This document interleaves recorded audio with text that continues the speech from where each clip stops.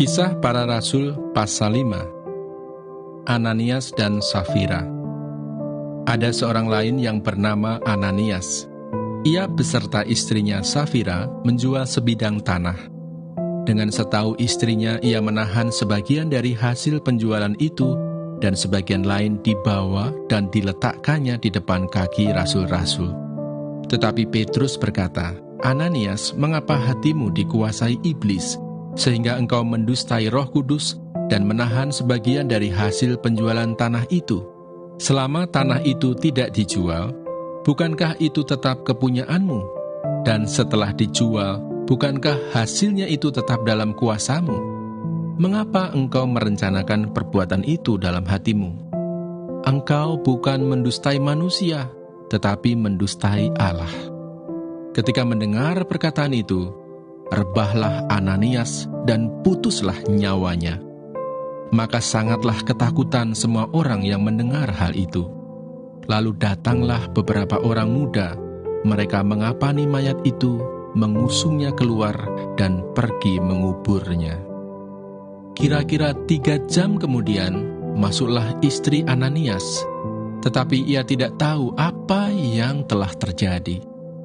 Kata Petrus kepadanya, "Katakanlah kepadaku, dengan harga sekiankah tanah itu kamu jual?" Jawab perempuan itu, "Betul, sekian." Kata Petrus, "Mengapa kamu berdua bersepakat untuk mencobai roh Tuhan? Lihatlah, orang-orang yang baru mengubur suamimu berdiri di depan pintu, dan mereka akan mengusung engkau juga keluar." Lalu rebahlah perempuan itu seketika itu juga di depan kaki Petrus, dan putuslah nyawanya. Ketika orang-orang muda itu masuk, mereka mendapati dia sudah mati. Lalu mereka mengusungnya keluar dan menguburnya di samping suaminya. Maka sangat ketakutanlah seluruh jemaat dan semua orang yang mendengar hal itu. Tanda-tanda dan mujizat-mujizat. Dan oleh rasul-rasul diadakan banyak tanda dan mujizat di antara orang banyak. Semua orang percaya selalu berkumpul di Serambi Salomo dalam persekutuan yang erat. Orang-orang lain tidak ada yang berani menggabungkan diri kepada mereka, namun mereka sangat dihormati orang banyak. Dan makin lama makin bertambahlah jumlah orang yang percaya kepada Tuhan, baik laki-laki maupun perempuan. Bahkan mereka membawa orang-orang sakit keluar ke jalan raya dan membaringkannya di atas balai-balai dan tilam, supaya apabila Petrus lewat, setidak-tidaknya bayangannya mengenai salah seorang dari mereka. Dan juga orang banyak dari kota-kota di sekitar Yerusalem datang berduyun-duyun, serta membawa orang-orang yang sakit dan orang-orang yang diganggu roh jahat. Dan mereka semua disembuhkan. Kitab Ester. Ester pasal 1. Ratu Wasti dibuang. Pada zaman Ahasiweros, dialah Ahasiweros yang merajai 127 daerah, mulai dari India sampai ke Ethiopia. Pada zaman itu, ketika Raja Ahasiweros bersemayam di atas tahta kerajaannya, di dalam benteng Susan, pada tahun yang ketiga, dalam pemerintahannya, diadakanlah oleh Baginda perjamuan bagi semua pembesar dan pegawainya. Tentara Persia dan Media, kaum bangsawan dan pembesar daerah, hadir di hadapan Baginda.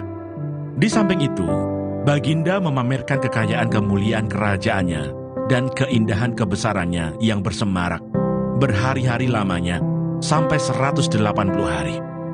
Setelah genap hari-hari itu, maka Raja mengadakan perjamuan lagi 7 hari lamanya bagi seluruh rakyatnya yang terdapat di dalam benteng Susan, daripada orang besar sampai kepada orang kecil, bertempat di pelataran yang ada di taman istana kerajaan. Di situ tirai-mirai daripada kain lenan, mori halus dan kain ungu tua, yang terikat dengan tali lenan halus dan ungu muda, bergantung pada tombol-tombol perak di tiang-tiang marmar putih. Sedang katil emas dan perak ditempatkan di atas lantai pualam, marmar putih, gewang, dan pelinggam. Minuman dihidangkan dalam piala emas yang beraneka warna, dan anggurnya ialah anggur minuman raja yang berlimpah-limpah, sebagaimana layak bagi raja. Adapun aturan minum ialah tiada dengan paksa, karena beginilah yang diisyaratkan raja kepada semua bentara dalam, supaya mereka berbuat menurut keinginan tiap-tiap orang. Juga Wasti sang ratu mengadakan perjamuan bagi semua perempuan di dalam istana Raja Ahasiweros.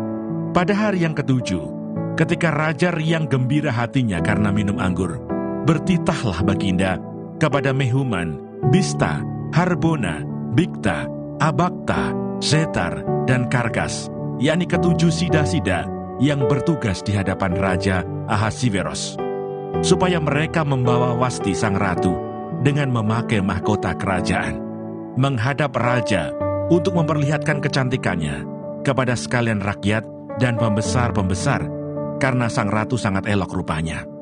Tetapi Ratu Wasti menolak untuk menghadap menurut titah raja yang disampaikan oleh sida-sida itu, sehingga sangat geramlah raja dan berapi-apilah murkanya. Maka bertanyalah raja kepada orang-orang arif bijaksana, orang-orang yang mengetahui kebiasaan zaman, karena demikianlah biasanya masalah-masalah raja dikemukakan kepada para ahli undang-undang dan hukum. Adapun yang terdekat kepada Baginda ialah Karsena, Setar, Atmata, Tarsis, Meres, Marsena, dan Memukan, ketujuh pembesar Persia dan Media, yang boleh memandang wajah raja dan yang mempunyai kedudukan yang tinggi di dalam kerajaan, tanya raja. Apakah yang harus diperbuat atas Ratu Wasti menurut undang-undang, karena tidak dilakukannya titah Raja Ahasiweros yang disampaikan oleh sida-sida? Maka sembah Memukan di hadapan raja dan para pembesar itu, Wasti sang ratu bukan bersalah kepada raja saja, melainkan juga kepada semua pembesar dan segala bangsa yang di dalam segala daerah Raja Ahasiweros. Karena kelakuan sang ratu itu akan merata kepada semua perempuan, sehingga mereka tidak menghiraukan suaminya. Apabila diceritakan orang, Raja Ahasiweros menitahkan supaya Wasti sang ratu dibawa menghadap kepadanya, tetapi ia tidak mau datang. Pada hari itu juga istri para pembesar raja di Persia dan Media yang mendengar tentang kelakuan sang ratu akan berbicara tentang hal itu kepada suaminya, sehingga berlarut-larutlah penghinaan dan kekusaran. Jikalau baik pada pemandangan raja, hendaklah dikeluarkan suatu titah kerajaan dari hadapan Baginda dan dituliskan di dalam undang-undang Persia dan Media, sehingga tidak dapat dicabut kembali, bahwa Wasti dilarang menghadap Raja Ahasiweros, dan bahwa raja akan mengaruniakan kedudukannya sebagai ratu kepada orang lain yang lebih baik daripadanya. Bila keputusan yang diambil raja kedengaran di seluruh kerajaannya, alangkah besarnya kerajaan itu, maka semua perempuan akan memberi hormat kepada suami mereka, daripada orang besar sampai kepada orang kecil.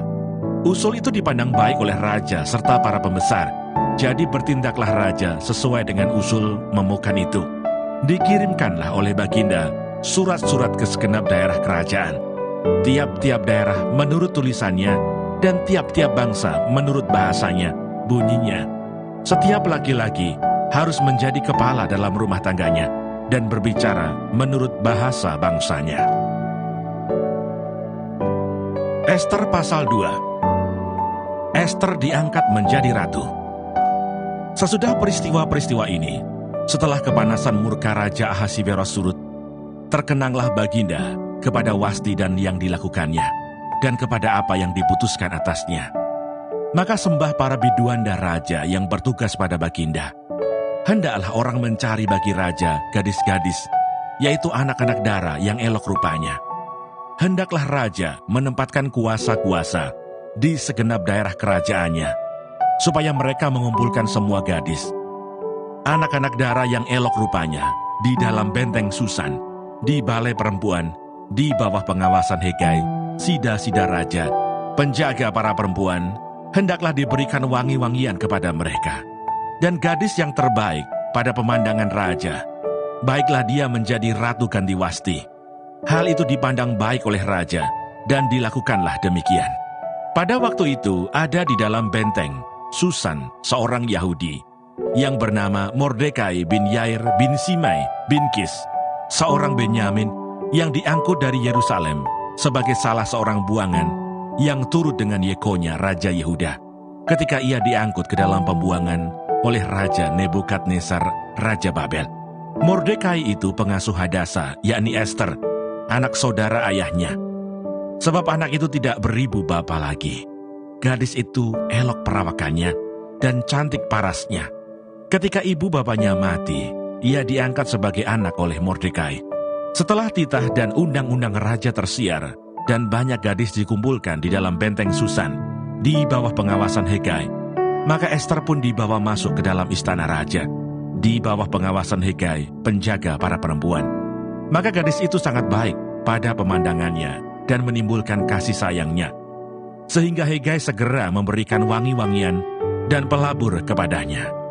Dan juga 7 orang dayang-dayang yang terpilih dari isi istana raja, kemudian memindahkan dia dengan dayang-dayangnya ke bagian yang terbaik di dalam balai perempuan. Ester tidak memberitahukan kebangsaan dan asal-usulnya, karena dilarang oleh Mordekai.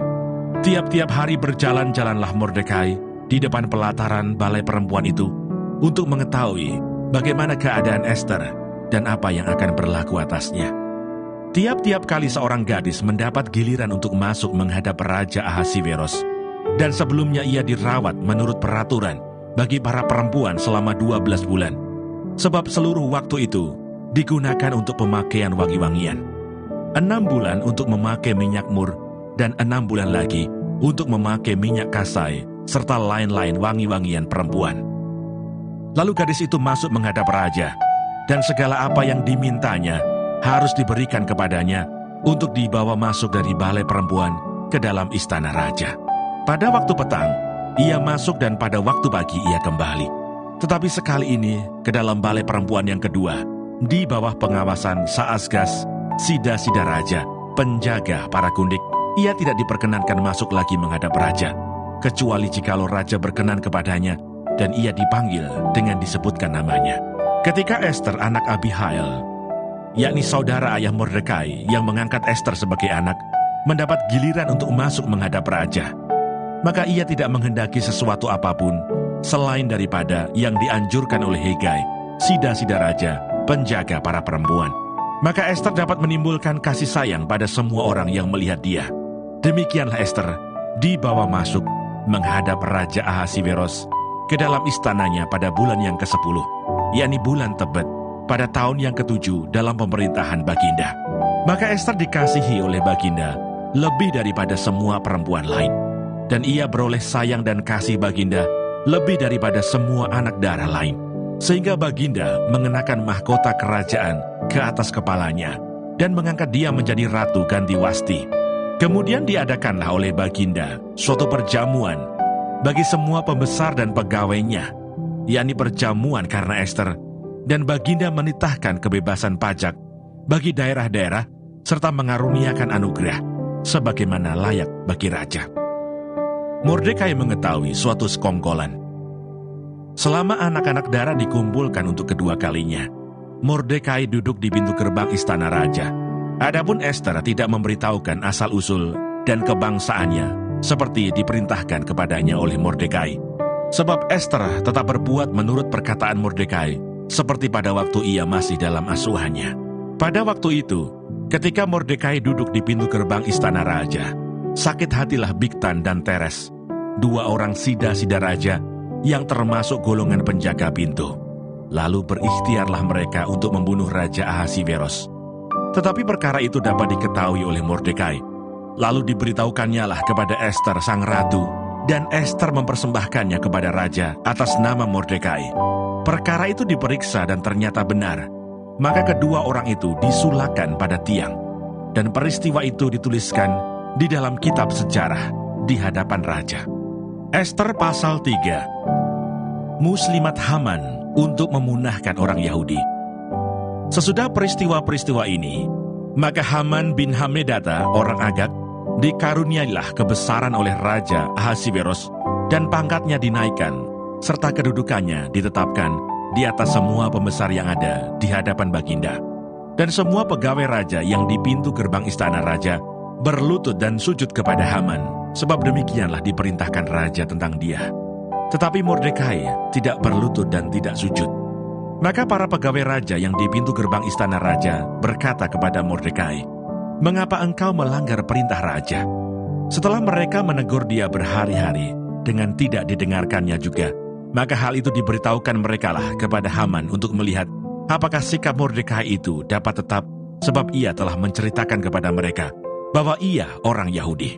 Ketika Haman melihat bahwa Mordekai tidak berlutut dan sujud kepadanya, maka sangat panaslah hati Haman. Tetapi ia menganggap dirinya terlalu hina untuk membunuh hanya Mordekai saja, karena orang telah memberitahukan kepadanya kebangsaan Mordekai itu.